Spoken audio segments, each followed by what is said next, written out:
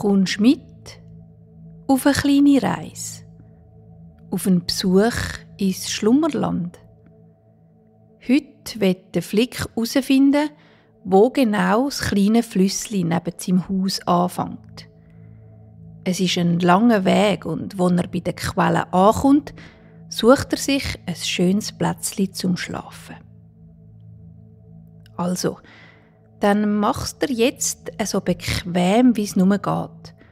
Und dann machst du deine Augen zu. Der Ort, wo du bist, ist immer noch da, auch wenn du die Augen zu hast. Und jetzt stellst du dir vor, dass irgendwo da in der Nähe um dich herum eine Tür siehst. Eine Tür mit einer Türfalle. Wenn du jetzt die Türfalle abdrückst und durch die Türe durchgehst, bist du da, im schönsten Land, das es gibt, im Schlummerland.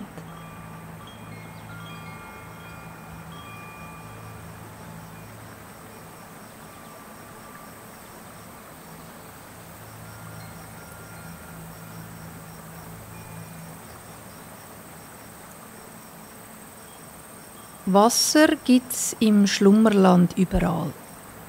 Es zeigt sich klar und deutlich in den grossen Flüssen, die sich durch die Landschaft vom Schlummerland schlängeln. Da gibt es zum Beispiel einen Fluss, der ist so breit, dass man nur, wenn man ganz gut schaut, das andere Ufer sehen kann. Er fließt sehr langsam und gemütlich. Sein Wasser ist grün und klar. Am Ufer von dem riesigen Fluss wachsen Bäume und Pflanzen in allen möglichen Grössen und Farben. Viele von ihnen dünkeln ihre Äste und Zweige fein ins Wasser und lassen sich so vom Wasserfluss für ein Moment mittragen. Es gibt aber auch Wasser im Schlummerland, wo in kleinen, lebigen Bächli fließt, ganz geschwind und sprudelig. Das Wasser hüpft dort über Stock und Stein und wenn man am Ufer sitzt, kann es gut sein, dass man ab und zu einen kühlen Sprutz abbekommt. Das Wasser in diesen Flüssli ist eiskalt und kristallklar und so durchsichtig, dass man an ruhigeren Stellen bis an steinigen Boden hinabsieht. Dort, wo das Wasser aber über die Steine fließt und aufgewirbelt wird, ist es weiss und voll mit kleinen Luftblättern, die immer und immer wieder neu entstehen und dann verplatzen. Wasser gibt es aber auch an anderen Orten als in den Flüssen, in den Bächen, in den Weihern und Seen. Wasser ist auch in allem, was lebt, im Schlummerland. In jeder einzelnen Pflanze hat es Wasser. Im Boden ist Wasser. Und auch die Munds, die im Schlummerland leben, sind so gesund und fröhlich, wie sie sind, wegen dem Wasser. Das Wasser ist eine magische Flüssigkeit, die alles zum Leben erweckt, alles aufblühen und strahlen lässt. Auch der Flick ist gern am Wasser. Er hat sogar sein Zuhause am Wasser gebaut. Nämlich am Ufer von einem See, der mitten im Schlummerland liegt.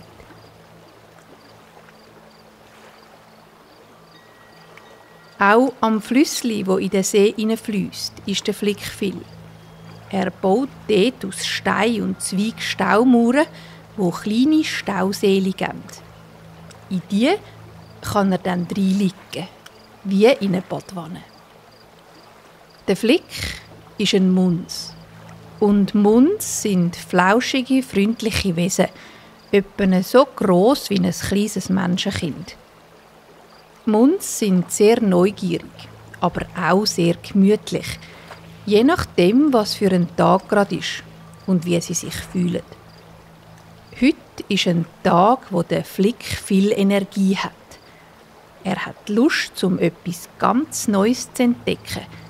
Vielleicht ein anderes Wesen kennenlernen oder einen Ort zu finden, wo er noch nie war. Der Flick steht im Sand vor seinem Haus und rührt kleine Steinchen in die glatte Wasseroberfläche. Eins nach dem anderen liest er vom Boden auf und rührt es so weit in den See hinein, wie er kann. Wenn er einen flachen, runden Stein findet, dann probiert er, den zu schiffern. Also, das heisst, er probiert den Stein so zu rühren, dass er nicht gerade untergeht, sondern ein paar Mal über die glatte Oberfläche hüpft. Heute ist ein kühler Wintertag. Der Flick hat es gern, wenn es ein bisschen rauch ist, wenn es windet und ihm die frische Luft ins Gesicht bläst. So viel Wasser, denkt der Flick, als er einem Steinchen anschaut, wo er gerade übers Wasser gumpeln lassen hat. Wo das echt herkommt? Klar, das Wasser im See kommt vom Flüssli, wo in den See hineinfliesst. Aber wo kommt das her? Irgendwo muss das Flüssli ja anfangen. Irgendwo ist seine Quelle. Der Flick schaut auf die Mündung vom Bächli, also an die Stelle, wo das Flüssli aufhört und der See anfängt. Der Flick überlegt, dass es doch sicher auch einen Anfang von dem Flüssli gibt. Ich könnte ja mal schauen, ob ich die Quelle finde, denkt er und streicht seine blauen Latzhosen glatt. Neben dem Flick im Sand liegt ein warmes Wollenjäckli, eins aus dicker, weicher, hellgelber Wolle. Er liest es auf und legt es an, auch wenn ihm sein Mundsfell allein schon schön warm gibt. Er streckt sich ein paar Mal in alle Richtungen und dann spaziert er los.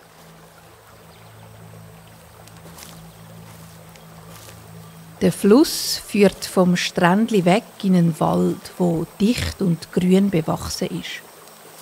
Im Schlummerland bedeutet Winter eben nicht unbedingt, dass die Bäume die Blätter verlieren. Weil die Bäume und die Pflanzen sind im Schlummerland ein bisschen anders als in der Welt von uns Menschen. Der Flick läuft auf einem schmalen, moosigen Weg, wo am Fluss entlang geht. Es geht darauf, nicht steil, aber doch so, dass er merkt, dass es etwas strenger ist als beim geradeauslaufen. Auf dem Boden unter seinen Füßen liegt an ein paar Stellen feiner, staubiger Schnee, wo beim Drüberlaufen an seinen haarigen Fußsohlen kleben bleibt. Manchmal wirbelt er mit den Füßen auch ein bisschen von dem Schnee auf und es stäubt um ihn herum, wie wenn er durch Puderzucker laufen würde. Das sprudelnde Flüssli, wo der Flick daran entlang läuft, wird schmäler und schmäler und macht dann einen Rank. Es zeichnet eine feine Kurve hin zu einer Felswand, wo wie aus dem Nichts vor dem Flick auftaucht. Vor dem Felsen hat es einen kleinen Teich und aus dem Teich fließt das Flüssli raus. Das Flüssli, das der Flick von sich daheim bis dahin zurückverfolgt hat. Zurück bis zu seiner Quelle, da bei dieser Felswand. Der Flick bleibt stehen und schaut auf das kleine Seeli vor sich. Aus der Felswand fließt wie aus einem Hahn in einem dünnen Strahl kristallklares Wasser. Der Flick läuft zu der Felswand und beugt sich über den Teich, so dass er mit der einen Hand sich abstützen kann und mit der anderen ein bisschen Wasser von der Quelle auffangen kann. Der Flick läuft zu der Felswand und beugt sich über den Teich, so dass er sich mit der einen Hand abstützen kann und mit der anderen ein bisschen Wasser von der Quelle auffangen kann. Eisig kalt ist es und er macht mit seiner haarigen Mundshand ein kleines Schäleli, um so einen Schluck von dieser durchsichtigen Flüssigkeit zu trinken. Fein und klar schmeckt das Wasser. Und im Flick stehen gerade ein paar von seinen Mundsharzberg. So kühl und belebend fließt das Wasser durch seinen Körper.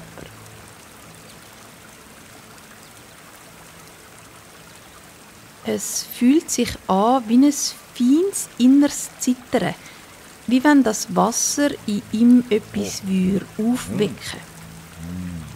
Der Flick nimmt nochmal eine Handvoll Wasser. Wieder trinkt er und spürt das angenehme, kützlige Gefühl in seinem Bauch. Es strahlt aus bis in seine Hände und Füße. Es ist schön zum sehen, wo das Flüssli neben meinem Haus herkommt, denkt der Flick. Das Flüssli, wo der See füllt, wo ich jeden Tag drauf schaue. All das Wasser aus dem See, gross und weit, ist einmal da aus dem Felsen geflossen. Der ganze See hat da seinen Anfang genommen. Der Flick sitzt ab.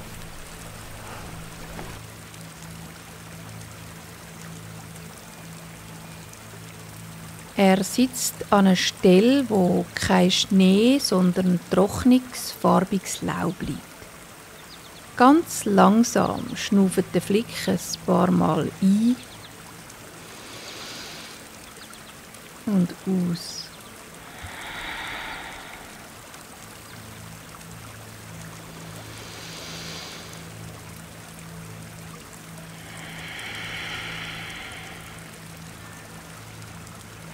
Der Flick spürt die Kühle vom Wasser in sich und durch das auch eine Verbindung zwischen seinem Körper und dieser Quelle.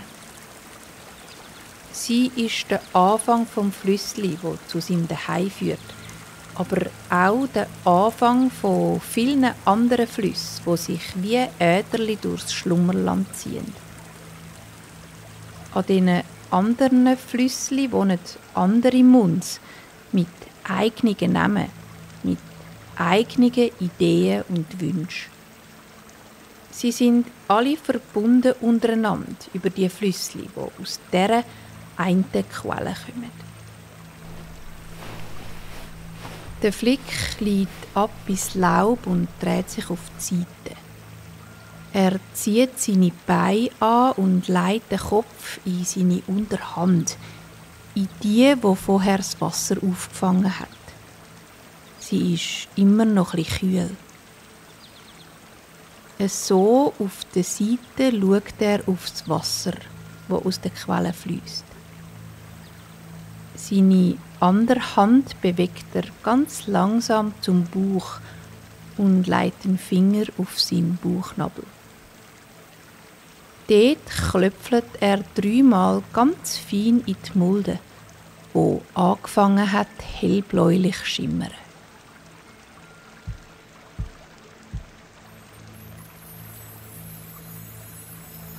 So, mit dem Klöpfeln auf den Bauchnabel, tun die Munds zaubern.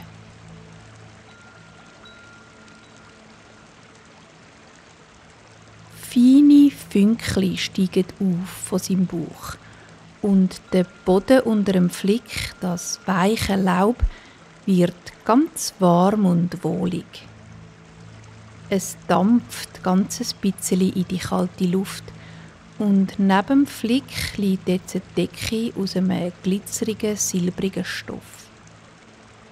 Wie von mir selber legt sie sich über den Flick und deckt den Mund zu. Von zunderst bis zoberst verschwindet er unter dem weichen Stoff.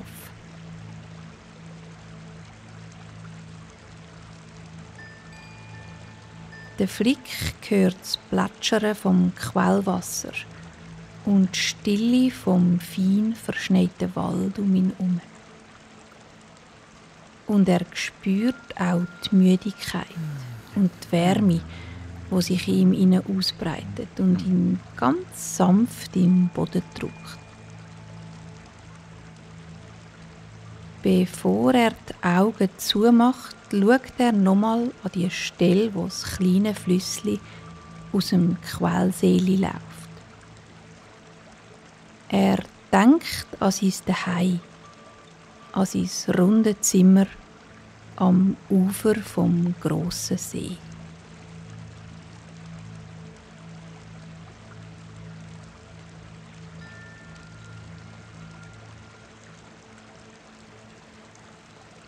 Und alles ist, wie es ist im Schlummerland. Der Flick schläft tief und fest. Unter ihm und über ihm ist alles weich und still. Nur ganzes feines und langsames Schnaufen kann man noch hören. Ein und aus. Ein und aus.